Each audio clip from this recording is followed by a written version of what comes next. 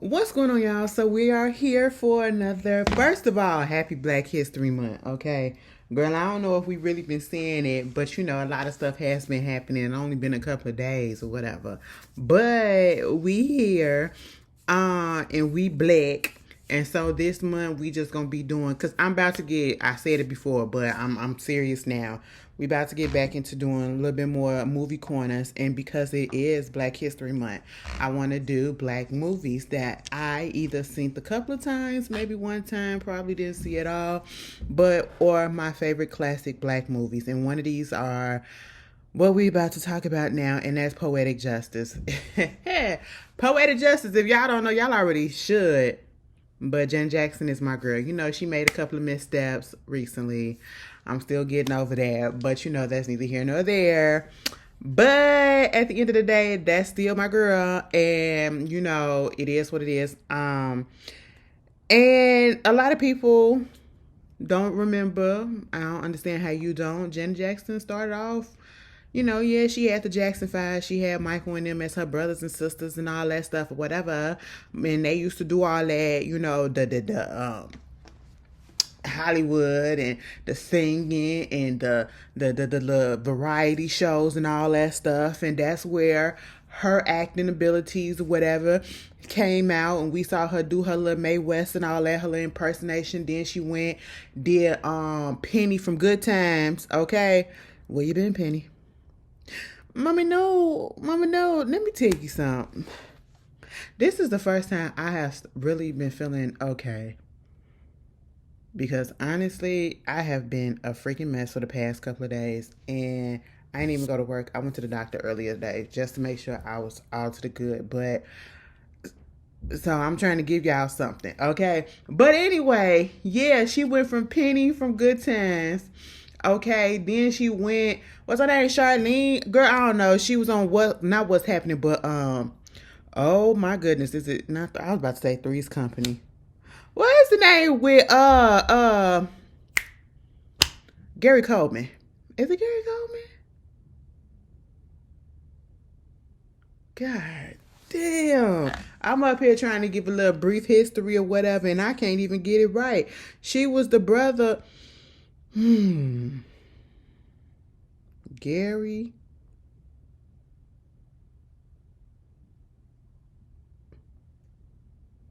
It is Gary Coleman. And he was on What You Talking About, Willis? That show. Different strokes for different folks, baby. That. Yeah, okay. Okay, girl, I ain't that old. I am not that old, so forgive me, bitch. It was before my time. I wasn't even thought of yet, okay? She was on Fame, you know what I'm saying? Mama went on ahead and married the DeBarge. You know, I'm so glad they kind of broke up. Honestly, I really be looking at, and I was looking at this movie again this time. You know, this is when she really started acting again or whatever. You know, she went through a little story past and all that stuff. You know, you had the music come out. She had to get her little control. She had to break up from her man, her husband at the time, the DeBarge. And then she got with Renee and had his ass up in the movie. Now, let me tell you something. One thing about John Singleton, because he did make this movie, he was probably like him, John Singleton, or I should say him and Spike Lee. They were probably like the Tyler Perry of their time. In a sense, now I know somebody said, "Woo, bitch." I know. Well, let me explain. In a sense that they recycle black actors. That's just it, okay? Because a lot of the actors that you probably saw in John Singleton's, I believe Boys in the Hood was his first movie. Either way, you saw people that was in his first movie, in this movie, and then you will see other people in other movies or whatever. And I love it. And the same thing with Spike Lee. I love it when, you know, directors or people in general in our community look out for other people in our community, and we have to do that. It's crazy that we still have to do that these days because, you know, if it wasn't, I know we can't, sometimes Tyler Perry just is a hit or miss. But at the end of the day, one thing that we can truly appreciate Tyler Perry on is the fact that he does give black actors and actresses an opportunity that they probably never would have gotten in any other area or by any other person. And so that's what John Singleton and Spike Lee and them and all of them was doing. And I appreciate that. I will forever appreciate that. Give us a leg up some way, somehow. If they can't make it here, baby, you'll make it over here. Okay. So that's just how it was. But this movie was very much star-powered, okay, star-studded it. You got Tupac, you got Janet Jackson, you got Regina King, you got Guy Torry, you had Mickey Howard was up in there. I said, you know what, this whole time, like, I have watched Poetic Justice so many times, and I never realized that was Mickey Howard, the one, this Jessie we do have, and her homegirl that was up in the hotel with her. Bitch, I did not realize. And then that was Keith Washington that was playing Dexter. I said, you know what? Maybe because I was young, maybe because I was younger when I first really started getting into it and I liked it or whatever. But sometimes you just don't look at things to point, to pick up on things. But when you get older, you start noticing and like, oh my God, I didn't know all them people was in there. Honestly, okay, we already know Tone Loc was in there. But yeah, so the movie was cute. I enjoy the movie all the time. Every time I watch it like it's the first time. I can say it's kind of like a comfort movie. And am I the only one that be looking at people when they be up in these movies or these videos or they do music together, whatever? I be like, y'all should go together. I shipped them together. Like, it would have really been cute if Tupac and Janet Jackson would have been together. Like, I could have saw that happening, right? I could have seen that happening, but we already know the controversy that happened behind that. And I believe that rumor and stuff that came out that was trying to say that she said some nasty stuff about him, that was on, I think, John Singleton part that put that mess out there. Niggas will be messy no matter what, and I don't understand why that happened. That was just so fucked up. Q-Tip was in the movie too. He played her boyfriend, and they did date very little. I wish they still good friends today. They still real good friends today. They did a song together. Story always seems to go, and you don't know. Okay, yeah. I gotta go listen to the Velvet Rope again. That is my album. That's the album I listen to when I really just need to, cause I be going through shit. At this moment, like, y'all just don't understand, like, I'm so fucking pissed off at some shit. But it is what it is. It'll get better.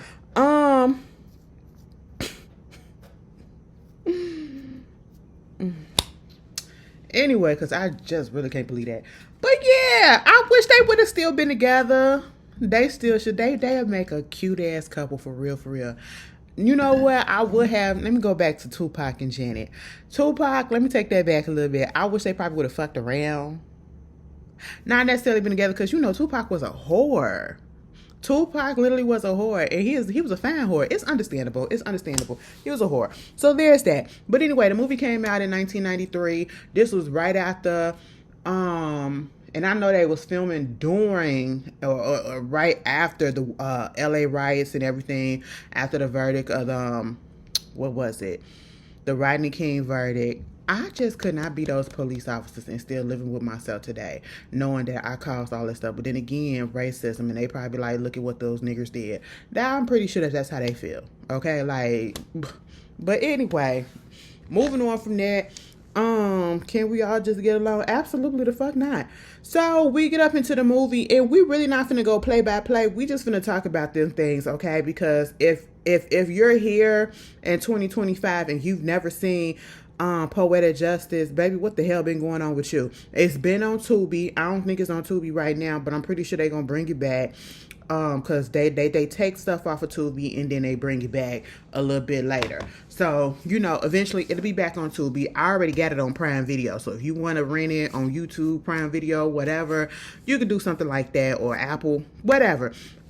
Give it a look-see, okay? I implore y'all to go back and watch all of these classic black films. Just look them up and watch them, okay? And just see how far we've come as a people. And how we ain't really got no classics like that. I don't feel like we got any classics like this no more. We got to get back to it. But Poetic Justice is about this girl. You know, we got Janet. She playing the main character. Her name is she's a poet, but her name is Justice, right? Her name is Justice because her mother went to law school, and so therefore she was pregnant with her doing law school, and she named her Justice. Okay, cool. Unfortunately, her mother is no longer here because her mother unalived herself. We don't know if it was, I don't know if they said she had like some mental issues or anything like that, but I would assume that that's what it was, given the fact that she literally unalived herself, you know. And so she had to stay with her grandmother. Her grandmother had passed away probably like 2 years. Yeah, 2 years prior. Left her the house because, you know, when I first was watching this, I said, damn, you know, they give this negative perception of LA, California, especially with the black folks of California, whatever. And, you know, mostly, especially back then, all you heard about was Compton, Inglewood, all the bad areas or the so-called bad areas. Because even in those so-called bad areas, there are good areas as well and good people. You know what I'm saying? Y'all know Compton used to be white. It used to be, you got to do your Googles, you got to do your history. Compton and all that stuff used to be white, and then they migrated out of there, and when the niggas started coming in, they said, boop, boop. That's how all these black neighborhoods come around, because they usually used to be white, and then just when one person come in of another color, it's like, girl, it's time to get the hell up out of here. You know, they do that all the time. They still doing it, red lighting and all that shit. But yeah, so you got that going on, and that was a nice house. And I said, that's a nice big ass house that she was in. And you know, when I be looking at these movies, especially like even if you look at Boys in the Hood, you look at, I think like Menace to Society could be, even, I know it's a parody, but you look at Don't Drink Your Drink in South Central while drinking drinks in the hood, whatever, you know. Don't be a menace in South Central while drinking your juice in the hood. You look at movies like them, and you look at the neighborhood, and that's supposed to be the hood, but that should be nice. It be looking nice, like the grass be manicured and everything. I be like, ain't no trash on the floor. What's going on? You know, but other things probably be going down, and that's why they want to say it, or just because there's a whole bunch of black folks there, or whatever they want to call it, the hood. You know how they do. But anyway, that's neither here nor there. So we get up into the movie, and Justice is just going through it. Justice is going through it. She is literally trying to get her life back together. And Justice, I'm glad that she had a happy outcome, because when they brought up the fact that her mother, you know, unalived herself, well, I guess when she was 12 years old or something like that, I'm glad that she got a happy outcome, because it was looking like she was going to be in a depressive state for a while. Okay. And you know, when you in a depressive state, and especially if it's deep, depending on how it is or what's going on, sometimes you get those thoughts too, because she could have easily went the same route as her mama did for whatever reason. And the reason is because when the movie started off, we do get a little negative parts about, you know, the LA, but it was mostly about the fact that, you know, the cops just keep on pulling us over and lining us up and, you know, targeting us whether we deserve it or not, which still goes on now. And so, you know, prior to that, when the movie first comes on, it starts when she was in a drive-thru with her boyfriend, Markel, played by Q-Tip, and basically, he a little street nigga. He a street nigga. Let me tell you something. I would not have been surprised if Janet Jackson would have ended up with a street nigga for real, because it just tracks. It just tracks like,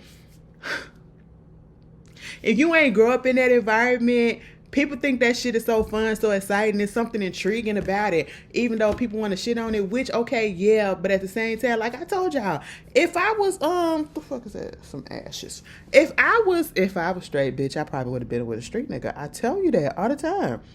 I tell you that all the time. I would have held the gun. Okay? Like, what? You want me to roll it up? I'll roll up for you, boo. I'm that type of bitch. I'm telling you, Bird. I'm not going to sit here and lie to you, okay? And it's so crazy that, given the fact that I'm a lesbian, I'm not into those things. But if I was a heterosexual, it's weird. It's weird as fuck. I understand it. I don't really. But yes, that's just how it is, right?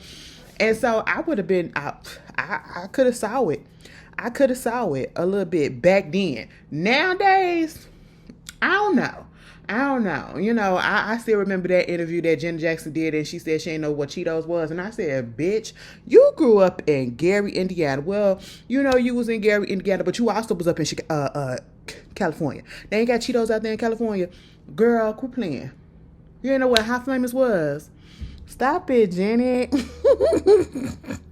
I said, how bullshit can you be, bitch? How out of touch can you be? But anyway, so you got that going on there at the drive-thru, and we kind of found out that he at one point was in the county jail. She was, sending him letters and all this stuff because she writes her feelings down. Like we write in our journal, she write poetry and all that stuff, which is really cute. A little cute aspect of things. I like that. And he was basically trying to get some from her. She was like, hell no, go give me some popcorn, nigga. Give me some jujubes. Give me some bonbons. And I said, God damn, do you want the whole concession stand? She said, absolutely. And I said, got you. And so, he went up there to go get it.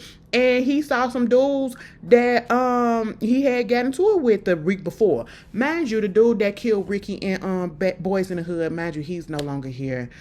He turned out, the way his life turned out to be, wow. He died in jail. He got murdered in jail, okay? After he committed some murders probably or something like that. It was just crazy. Like, he really was playing a character that he really truly turned it to, okay? And so, yeah, he was like, that's the nigga right there. Let's go get him, okay? His homie was like, nah, that ain't him. And they was like, yeah, that is him. And so he go back to the car and, right when Justice was about to give him some, he get his hair blown off. Brain matter all up on her titties and her face and everything. Like, girl, that'd be traumatizing to me. And that'd be like, let me tell you something. They make it seem like Janet Jackson just be so quiet or whatever. Baby, we heard her that time. Okay, in this movie, she ain't had that soft, yeah, she had the soft voice and everything. But we heard everything that she was saying. And the way that she was screaming in the backseat of that car, baby, I felt that. I said, damn, bitch, that'll fuck me up so bad. Do you understand that it's not just that you lost somebody that was close to you. You lost them literally in front of you. And not only that, you was about to get them some pussy. Okay? You was about to put that thing on them. And that shit just backfired in the worst way. Girl, I'd be so traumatized. You'll never see me again, okay? Like, I wouldn't know what to do with myself. So, of course, she goes into a depression. And this is probably like the second loss that she done had in the last 2 years, okay? Her grandmother, somebody that she truly loved. And now we found out that Markel passed away. Well, and got murdered in front of her. And that was her first love. That was her first nigga. That was her boyfriend. That was her true love or whatever. And brain matter all up on your titties. Like, that'll fuck me up. Okay? And so I say it like that because that was something that kept on playing when we get up to date in the movie, where the movie truly starts, because that was a little backstory. That's the reason why she is the way that she is. And it's like, I could tell that she probably was an extroverted type of person. Justice was an extroverted type of person, right? She probably was the type that would go out, would go to parties, would go here, would go there. But then when this event happened to her, you can't expect somebody to bounce back so quick from that. I don't care if it's just, if it's been a year, if it's been 2 years, or what it has or whatever. It's like sometimes grief and depression and all that stuff, it has no limit, okay? It really don't. Girl, it has no limit, all right? And you can't tell nobody what to do, can't tell nobody how to respond to something like that. And especially if you ain't ever been through something so traumatizing like that. Yeah, we go through deaths and everything, but to have somebody pass away in front of you like that, in your lap, like the brain matter came out and he fell in her lap like that, okay? Like, she probably wanted some head, but she ain't want no head like that. You know what I'm saying? Like, come on. You gotta let a person grieve the way that they need to. And it just, and granted, it was a different time period. We more sensitive, we more, not necessarily sensitive, but we more knowledgeable and understanding of people's mental well-being and everything like that. We take that a little bit more serious these days. And so they were really just ragging on her for the most part about the fact that, she still had her new growth and, she's out here wearing baggy clothes and always wearing black and everything and just seeming, like she's just to herself. She literally turned into an introvert. Let me tell you something, and shit like that really, really do be happening. I was not the way that I am now, and I acknowledge this all the time. I'm very much introverted. I very much don't really like going out for the most part. I would prefer to go out with other people, but I have to force myself to go out by myself too. But back in the day, when my uncle was still here, I was out there. You know what I'm saying? I was more extroverted and all that stuff. When he passed away, I closed off. Really. And really, and I've been trying to come back to my old self, and it's slowly getting there, but you know, I'm a grown ass bitch right about now, and it still ain't all the way there. See, it takes time, and shit like that happens, and so that's what was going on with her. She turned into literally an introvert, into a homebody. You know what I'm saying? A shell of herself. And I get that the people around her was a little bit concerned, but it was just the way that they was going about it, you know. And Jessie, I love Jessie's confidence and everything. She was so assured of herself. She's a black business woman or black business owner. You know what I'm saying? She got her hair salon and all of that.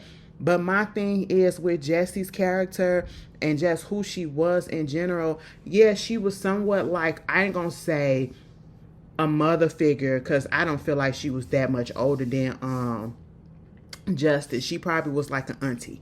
Could have been an auntie or a big sister, right? And so, well, I say a big sister. You know what I'm saying? I don't want to age her so bad. A big sister to her. You know what I'm saying? They had that close connection, you know. But it was just like, that's not the one that you go to for advice. Because she was just so heavily focused on fucking niggas, getting their money, and playing them. That's just what it was. It was sex, sex, sex, sex, sex, sex, sex.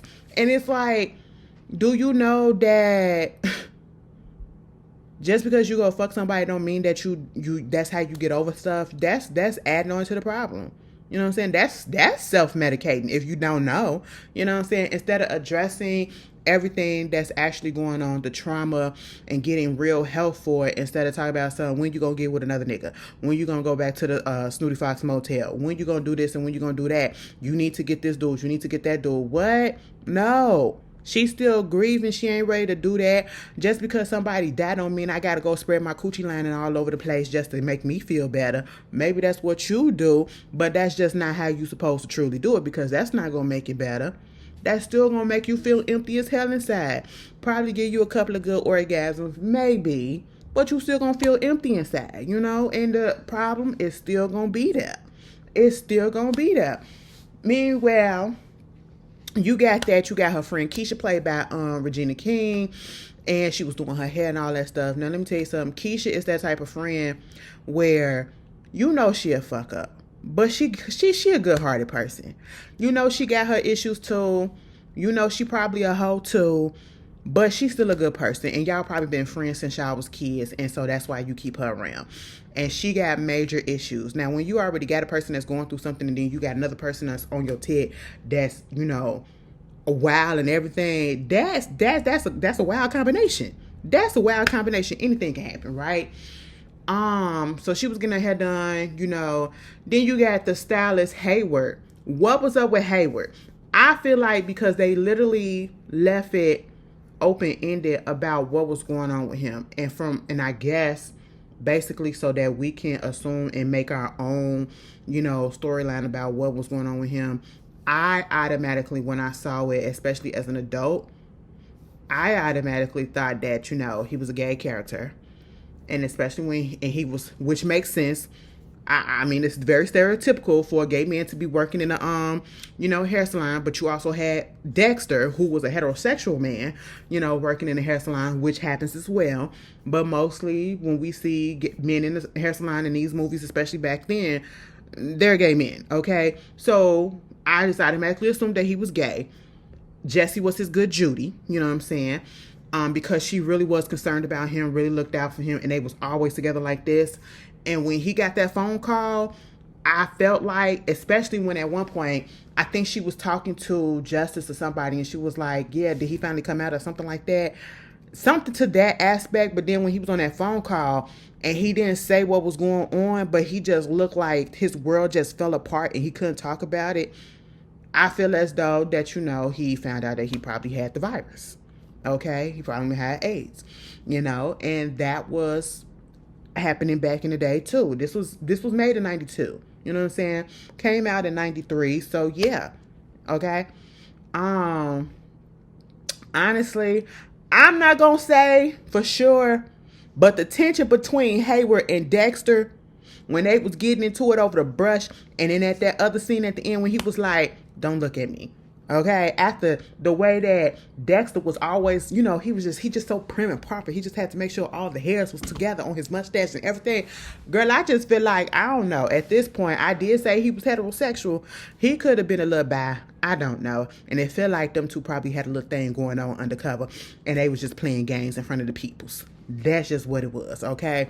It felt like, I want to keep this a secret. You my little secret, and that's how we gonna keep it. And Hayward was kind of tired of it, so he'd test him at work. That's what it was giving. It literally was. I don't know. I just felt a little tension underneath that. Then you get Lucky, who is played by Tupac, and at this point he's a mailman. Okay, he comes up there, and he started flirting with Justice and everything. And let me tell you something. I was 100% on Justice's side as to why she didn't like him. Because till this day, I don't like it when people come up to me, specifically men, and they be like, "Why you don't smile? Go ahead and smile, girl. Okay, with your pretty self, why don't you smile and all that stuff? Why you be looking so mean and everything? What is it?" Don't do that to me. I want y'all to understand that's not something that's a compliment. That's not, and I know most of the time a lot of y'all don't do it to be, thinking that y'all being negative or trying to start something. You think in your mind it's a positive situation, and a lot of the times we don't feel that way. Okay, don't ask us that. And I get it that you're trying to come up with a way to, open up a conversation and get our attention or whatever, but try something else, okay? Because some of us don't like that, and I don't like that. Like, what? And then to follow it up and say, you must not have got no man. Like, are you serious? Now, bitch, I would have played your ass too, like she did. Be real. What you want from me? You want to play? You want to smell my punani? That's what you want to do?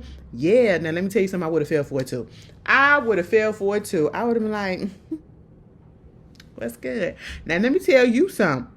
Now, see, Lucky, you ain't play that shit right. Because when Justice went and got Jessie and told her that this young fan fella right here, he said he wanted to smell my punani. And he was like, should I let her? Should I let him?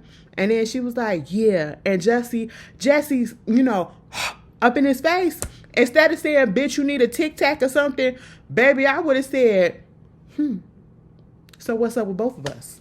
Like, bitch, I'll take both of y'all, okay? I would have flipped that shit that they would have been sitting there looking stupid like, bitch, now hold on, this didn't work the way that I wanted it to work. No, because I would have said, that's good and it smells nice, so therefore, if you smell like that, baby, what yours smell like? Girl, I want to try, okay? That would have hyped me up a little bit. I'm sorry, it wouldn't have turned me off. It wouldn't have turned me on. It would have turned me on, okay? I'm just that type of nasty bitch, so that's just what it is. It is what it is. And so he gets in his feelings over that. And it goes from typical. You see somebody, you like them, well, you want to holler at them because you think they look good or whatever.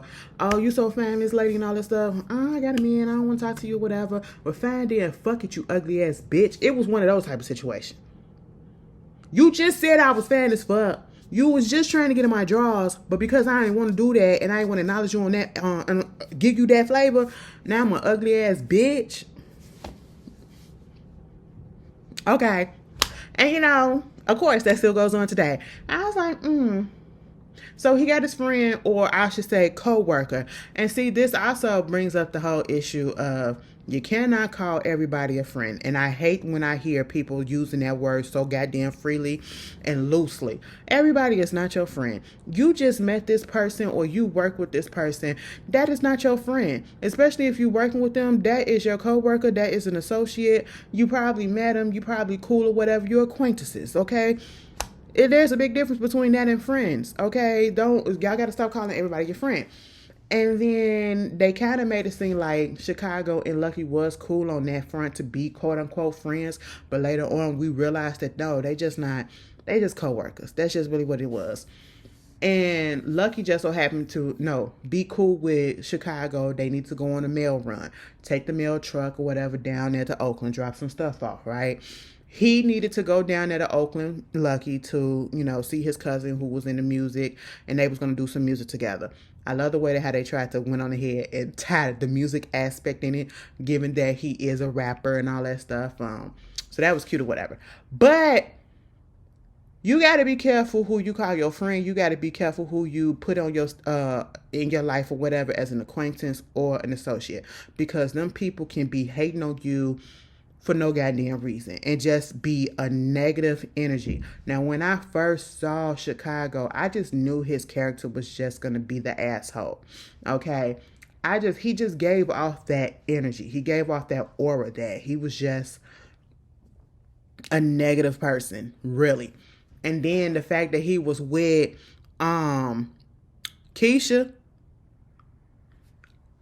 No, what's her name? What's her name? Keisha. What's her name? Brenda. Keisha is the little girl name. Girl, y'all got me calling her Keisha and all this stuff this whole damn time.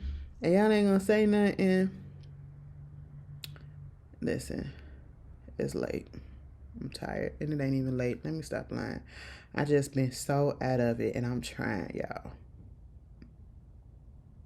I don't want to sign in. Aisha. Okay, I had it right. It's Aisha. I call her Keisha, Aisha, bitch. I was on the same track, okay? But anyway, yeah. And them two bitches is toxic as hell. Them two motherfuckers was toxic as hell. And we already knew what it was. And we knew that they wasn't going to last. We just knew that it was one of those situations where you just fuck each other. That's just what it was. When you use each other. And we knew Aisha was using him.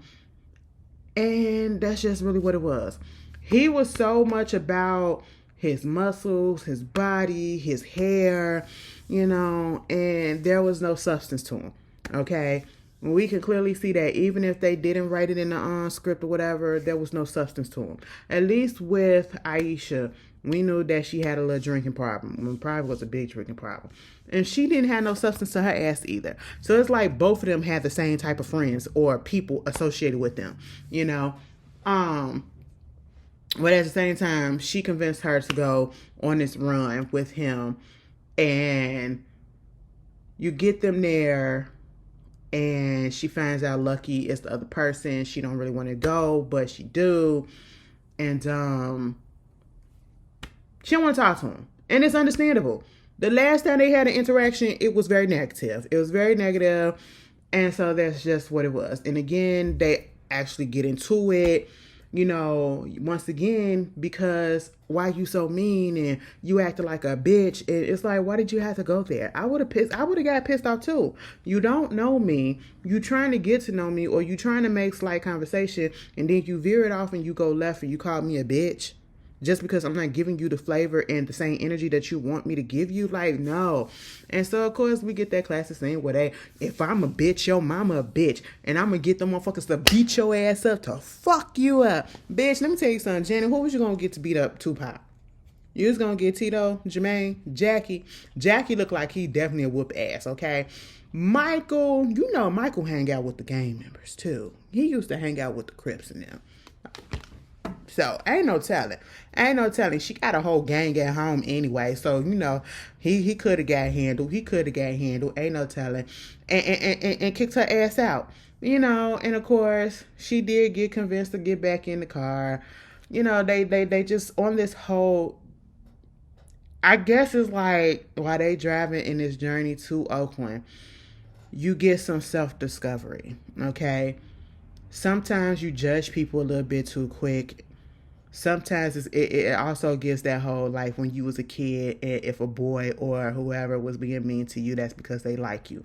That's literally what Aisha said about Lucky to Justice. Like, he only doing that because he like you. Like, grow the fuck up and just say you like me, okay? And let's say, my bad for coming at you the way that I came at you. Can we, start this over again? Because I do think you fly. I think you fly as fuck. And he started talking about her. He was like, go ahead and walk off those fat ass thighs. I said, ain't shit wrong with them thighs, bitch. What are you talking about? That's when Jenny really had her dunk back then. You know what I'm saying? But yeah, that scene where they stopped at the gas station. Y'all ain't got no OE. Bitch, I say that like every other fucking day. That should be bouncing off in my head all the time. But at the same time, you got one person that's respectful enough. Both of these niggas have different levels of disrespect for women, but you can see who actually, once they get into a relationship, who they will actually be an actual good partner. And that is Lucky. Lucky is not necessarily a bad guy. He just comes off because, I don't know if he's trying to put up a front or whatever. Or because of the environment he grew up in. It looked like he grew up in a decent home. Jennifer Lewis played his mama when she said, after all that cussing that she did, and gonna tell that man, don't fucking cuss up in my house, okay? The fuck you think you are?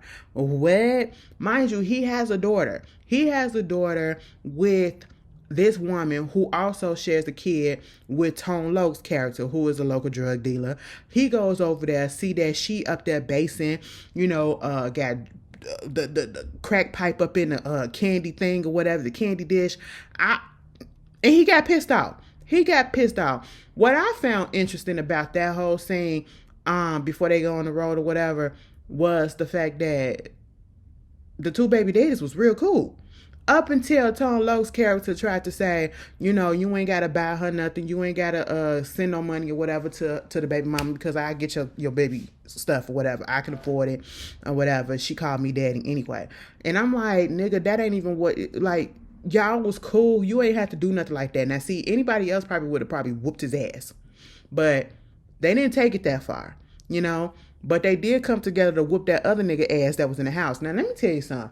At the end of the day, this is what we talk about when we say you got to be careful who you get with and then who you procreate with. I'm pretty sure, because it seemed like that's just what she was already. And this is the early 90s. This is back then when the crack epidemic was really up there, drugs and all that stuff. Shit, people fall prey to it. So you couldn't tell me that you didn't know that she was into certain type of drugs, or it's a possibility that she got into drugs or whatever when she got with Tone Loc's character. You just don't know. But at the same time, the way that they made her character, it gave me the feeling like you knew already before you slept with her that she was a little bit, and I hate to say it, loose, like she was a hoe, okay? Like she probably was one of his girls that he was probably pimping out, okay? And you fucked around, got with her, got pregnant, and now you got a child by her, you know what I'm saying? And I say that because who has both their baby daddies outside in the living room or outside the apartment with the kids in there, and the home wasn't really disgusting, but I did notice that it was a bunch of pizza boxes underneath the table and Chinese food boxes on top of the table. Like, y'all don't have no garbage cans? As much as you took your ass outside to go, get them orders when them motherfuckers, them hypes coming over there trying to, cop some drugs or whatever. You mean to tell me you couldn't pick up them pizza boxes and go throw it outside in the trash? What? Okay, Tone Loc. But at the same time, the bitch got another nigga up in there that she fucking around with in the room. Now, see, I probably I get it. I would have whooped. Because you got to know your fucking place. Because at that point, it's like, was that your client? Was that a John or something like that? And it's like, Tone Loc, you knew he was up in there too. You had to know he was in there. So at this point, I'm pretty sure she was one of his he was pimping her out. Okay? And then he only got into it with the guy and started beating his ass because Lucky was beating his ass, and he tried to step to Lucky or whatever. And I'm just like, calm the fuck down. Everybody is wrong in this situation, but that just shows how people are. And it's people that still do shit like that, and those people do not deserve to be mothers. You not deserve to be fathers, because why would you do stupid shit like that and disgusting stuff like that around your kids?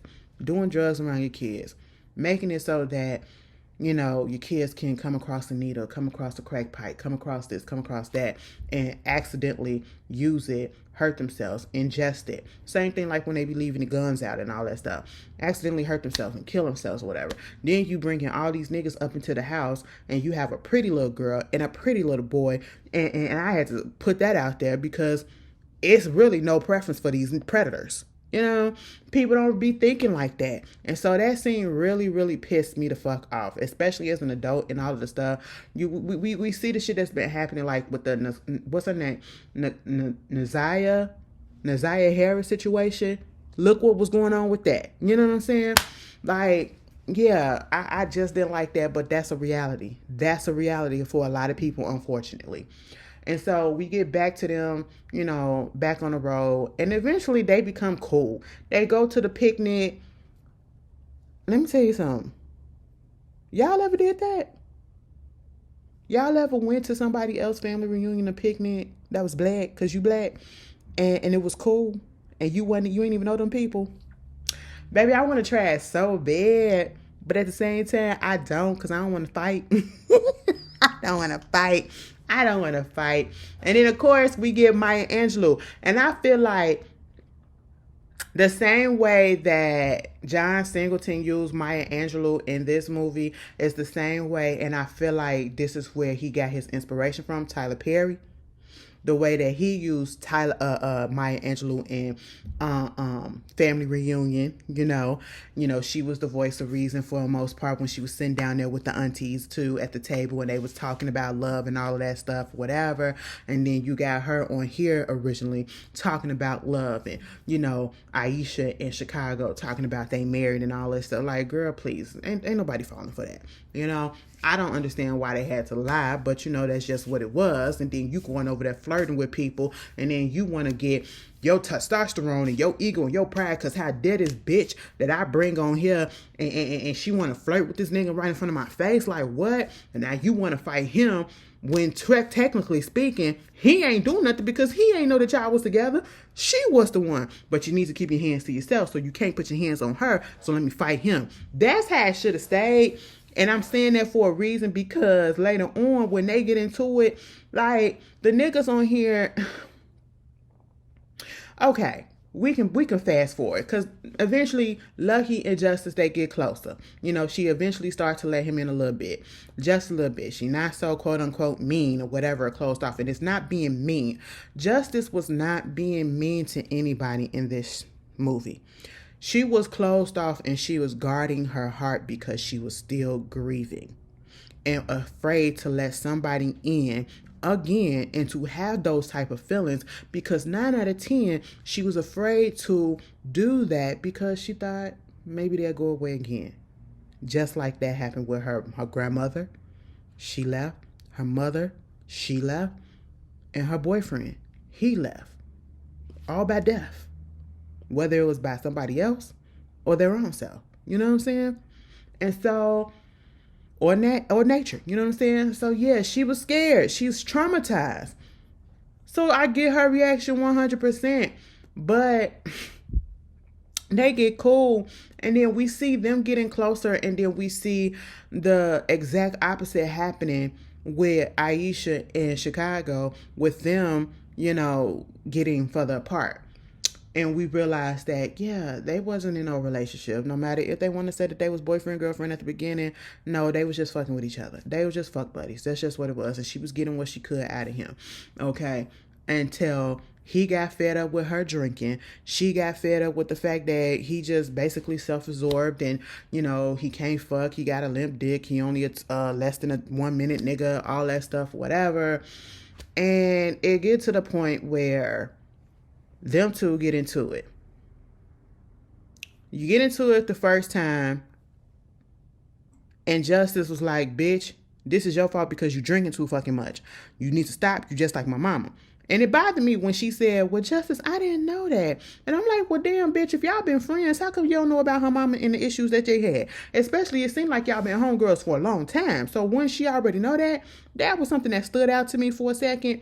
But then the second time, when Lucky and Justice really started getting closer, to the point where, you know, she did let him in and all that stuff, it bothered me. And we see this punk ass shit that we see today, where black women get disrespected so much and motherfuckers don't stand up for them. Motherfuckers don't stand up for them. And you see what's going on with your own two eyes, and you know that it's wrong as shit, and you ain't gonna intervene. Now, when Lucky and Justice was sitting in that mail truck and Chicago and Aisha was out there getting into it, Aisha was antagonizing to a certain extent, okay? Because, yeah, she had already told Justice that she was going to quit him. He was already thinking about quitting her. So I don't even understand why they was really that mad at each other on that part. But to throw out there that, of course, you hit him where it hurts. Because he's all about his looks, his features, his body, his physique, you know what I'm saying, his hair. So you come for him and him brushing his whack ass fade, as you said he can't fuck, probably taking steroids. That's where you hit him, okay? And I felt like at that point, you could have kept it at that. And then she threw up in there once the conversation kind of died down. She went on ahead and said, that's why I'm fucking somebody else. And I've been fucking somebody else. And at this point, that's really where his ego and his pride ramped up again. Like, it calmed down and was like, so you did all this, I let that slide, but now you fucking on other niggas with me, and I'm giving you money, and I'm doing all this other stuff, so you just using me, you playing me and all this. Okay, you trying to treat me like a fucking sucker. And he thought about that shit. And he literally stood there for a minute and thought about it and still decided to hit her ass. Granted, I'm not saying that she deserved it because, just like y'all said, use your words. You could have called her all type of pussy ass bitch. You could have said that's why your pussy stink. That's why you this. That's why you that or whatever. But you ain't have to put your hands on her. Okay, you could have hit her just as low as you hit her, as she hit you with words. All right. I don't feel like in any situations when you in any type of relationship, especially in a romantic relationship, so you say, you don't need to be putting your hands on anybody. Y'all can cuss each other out because it happens. You can cuss each other out, dog each other out. But when it gets to that point where it try to get physical, absolutely the fuck not. And I mean that on both sides. I don't care if it's a woman hitting a man or a man hitting a woman. None of y'all bitches should be doing that shit to each other. Okay? I'm not here for it at all. And I'm not here for, you pushing a motherfucker until... If you put a woman, let me tell you this, and I know some people may feel some type of way about this. You in an argument or something with your partner, whether it was another woman or a man or whoever, and you put your hands on them and they retaliate and they pop your ass back, what the fuck do you expect? Now, if they was to hit you first, then I feel some type of way. But for them to just reaction is to pop your ass back because you kept on putting your hands on them, what the fuck you want me to do? If it was one of those situations, I can understand Lucky standing out there doing that, but at the same time, I still would have wanted him to come out there and break it up. But you literally saw this motherfucker stand there, think about it, and it's like he was weighing what should he do, and he still decided to go ahead and knock that bitch out and draw blood when he hit her in the face, in her mouth. And Justice said, Lucky, you just gonna stay here? He said, this ain't my problem, that ain't my business. So seeing a woman getting hit, and it ain't even got nothing to do with color. It ain't got nothing to do with race. It's the fact that it is a woman who you literally see is not as strong as this man who got all these so-called muscles on his body, right? You see what he do. You see how he is. And you saw the power that he put into that hit, that it drew blood. You saw this man attack this woman in that physical way, and you gonna say, well, that ain't my business. Ain't got nothing to do with me. What? And then you see them getting into a fight where they're literally fighting each other physically, and he's still hitting her.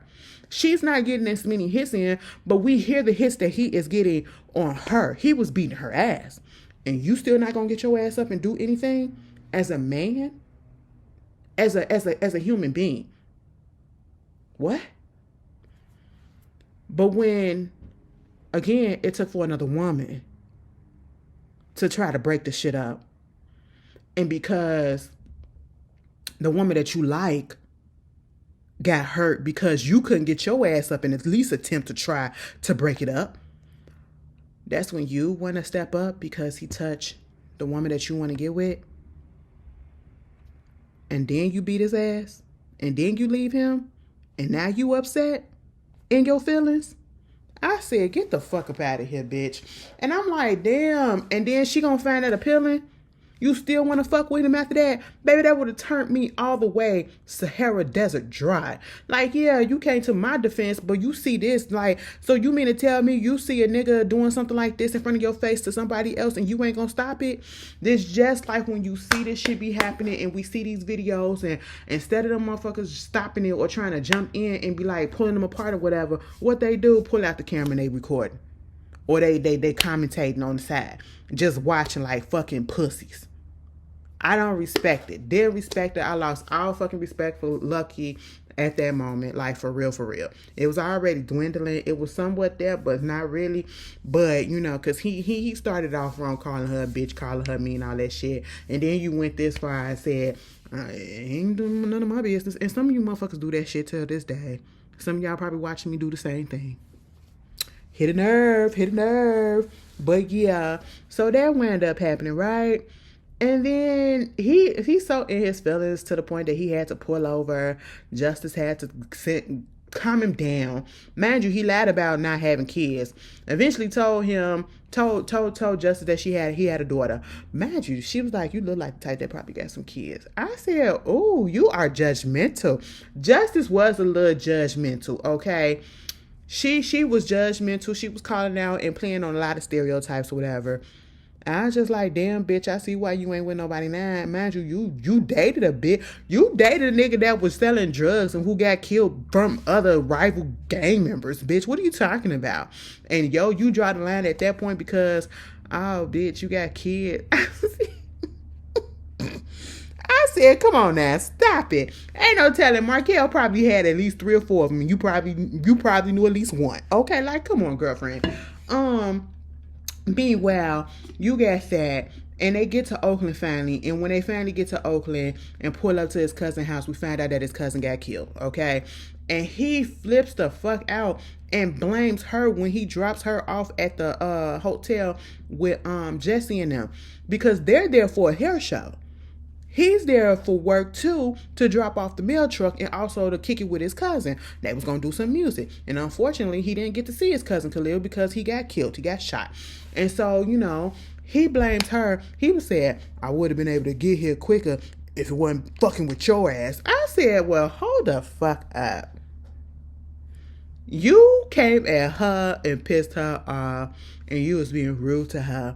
So that's why she had to get out the car. She got back in the car. Y'all, you in Chicago decided to stop and get some barbecue at somebody's, family reunion. Okay? Y'all both decided to stop at the African fair. Okay? Then y'all had to pull over because your homeboy / associate wanted to put his hands on somebody. And then you still pulled over again because you was in your feelings. So what is it her fault? What? I thought y'all was on time because y'all kept on saying y'all on schedule. What? So now it's her fault. I said, and you still gonna feel some type of way? You still gonna let this man in? Because, you know, and shout out to Maya Campbell to see her in this movie and so young. I seen a recent video of her like probably a couple months ago or so, and she looks like she's doing well. And I'm so glad, and I hope that she continue to do well because she has had a storied history, okay? History family with mental illness. You know, her mother is B.B. Moore Campbell. She was one of my favorite authors back in the day. She's no longer here, I believe. And then, you know, she just spiraled out. I think she got addicted to drugs. And also, like I said, there was a mental health issue that was going on. And it was just sad the way that her life kind of went. And I'm so glad now that it looks like it's back on track. Because Maya Campbell, when I said I had my lesbian awakening back in the early 90s, late to early 2000s too, because the women are fine now, but the women back then, the black women especially, delicious. I was just like, God damn, she was one of the first. I said, she is so fine. Girl, I used to be so mesmerized, especially looking at in the house. Girl, yeah. But anyway, so, you know, see her, that was cool. And then, at this point, Justice go back home and she finally have a... And again, see, you got Jesse. Jesse again, what did she do to solve the issue, the situation? They told her about the situation that was going on with Aisha getting hit by Chicago. What you should have did, you shouldn't have tried to fight that man back. What you should have did, you should have had sex with him, and then while he was asleep, go into his pocket and get his credit card and then spend it all up or whatever. And I said, bitch, look who you talking to. Do it look like she fuck with niggas with credit cards? Okay, for one. And why would you think that that's automatically the goddamn advice that she need and the solution to the situation? What? I said, come on, you gold digging ass bitch. Like, I get it, but at the same time, no, you're not a good role model, and you are somebody that I will not take advice from, okay? Like, sometimes hoes gotta grow up, and Jessie was an old hoe. That's just basically what it is. She had her own business. Jessie talked like she probably used to pimp back in the day, and she probably used to hoe back in the day. Then she got on the right track, got her business, got her money up, and then got her hair business, and she still got her little hoish ways. That's what them whole ideologies. That's what she gives off, and I'm just like, girl, come on, we got to do better, okay? And then, she gets back home and she gets up out of her mood or whatever, and she starts dressing in lighter clothing, more revealing clothing, got a little stomach out, put her hair up, or whatever, and Lucky comes in with his daughter and apologizes. I said, not you using the kid, so that she can't say no because she don't want to be rude in front of the kid. And then they kiss, and it's, I was like, girl, what? Bitch, hell no. Y'all bitches too easy for a goddamn dick. A dick in a pretty face. Let me tell you something. I say this as a lesbian, because again, as a heterosexual woman, it probably would have got me. Okay? Because he's cute. And then, we also, shout out to Endell. She was in there too. Candy Alexander, that whole classic scene that we always look at. And just to know, when you kissing James, just know that you tasting my pussy when you kissing. Yes, bitch, that was classic, okay? That was classic. And when she said, I wouldn't forgive him, the homegirl that she was there with gossiping, she was annoyed with her ass when she said that. You gotta look at her face when she said that. She was like, I wouldn't have forgiven him so easily. And old girl was like, sitting there looking at that magazine like, girl, shut the fuck up. Okay, this is why your man cheat on you, because you talk too goddamn much, bitch. All right, but yeah. And then Jesse was like, you know what? I mean, I guess they're a cute couple. And you're like, he cute. He got a cute nose. And I was like, was that some like featureism and colorism and all that stuff? I don't know. It felt some type of way. Because why you have to say cute nose? He fine as fuck. That's just what it was. You ain't have to say all that. Anyway, the shit that's going on in that movie today, baby, y'all probably would have cut it up to if we don't back then, y'all probably would have cut it up if it was out today. I just feel like it, because a lot of the stuff that I pointed out, yeah, I don't think it would have fly. I still love the movie. I don't care. Like, you go back and you watch movies from back in the day, and you have to remember it was a different period. It was, even if it was like 20 years ago, damn bitch, 30 years. Like, stuff that came out, some of us is literally living and being like, this came out 30 years ago and we was alive. It's like, bitch, are you serious? It made me feel real old. 1993, man, I don't feel like doing the calculations. What is this, 25? Baby, oh no, never mind. Y'all,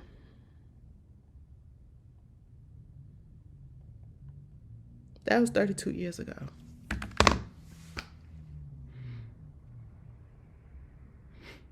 That's 32 years ago. Like, you listening to music and shit, and you be like, that shit, you got people popping stuff up on the timeline. They be like, this came out 30 years ago. 30 years ago, bitch. Like, what? I've been on this earth for 30 plus years already. Oh my God. That is crazy. But yeah, That's one of the classics. Y'all tell me how y'all feel about it. I think I really did say I was gonna do, and I'm definitely gonna do it. How Stella got her groove back, because I feel like I watched how Stella got her groove back one time, and probably seen clips. I don't feel like I've ever watched it as an adult in full. Just like I did with Waiting to Exhale, and I love Waiting to Exhale now. Like I watched that, I watched that so much. Maybe because I miss Whitney Houston, but I would never. I am finna go and watch the Bobby Brown story. Is it the Bobby Brown story or the New Edition story? But I'm pretty sure it's Bobby Brown, because that scene popped up on my FYP on TikTok when Bobby was getting that drink and he had that stroke, and Whitney came out there and was still singing and dancing over his ass. It ain't funny, but it is funny. I said, bitch, what? I gotta go back. That's the best thing. The New Edition movie and the Bobby Brown movie. Those two were the best things that BT has brought out in the past 20 years. And that says a lot. But anyway, you guys tell me how you feel. I hope you enjoy the rest of your day and the rest of your week. I'm trying, y'all. I've been drinking my teas. I've been trying to hydrate because that's what my doctor said. I gotta hydrate. I basically, ever since I got on that cruise, I don't know what went on, but my body has been out of whack ever since, right? And as soon as I started feeling better the past couple of days or so, I just been forcing myself to try to get through it and try to stay on track. And I just been going through fucking hell. Like, I had migraine, I've been nauseous, I did have to throw up a few times. I was a little constipated too, bitch. Baby, I ain't never felt that in my life. That was the first time I've ever had that. I said, bitch, this what y'all be talking about? It was a lot. It was a lot. It was a lot. Sinuses was fucked up. I said, now why y'all having all of this? I'm thinking I got the vid. I'm thinking I got the flu. They said, girl, no, you ain't got none of that. You need to rest your ass and you need to fucking hydrate, bitch. And I said, oh. And cramps. Like, girl, what? What the hell? Okay, so I'm trying to get it together, y'all. Which makes all the more reason why something just pissed me off earlier. But anyway, y'all enjoy the rest of y'all week and I'll see y'all later. I'll be back for more movie corners. Definitely. Especially this whole month of, let me not say the whole month, but more than once, Black History. I'll see y'all later. Peace.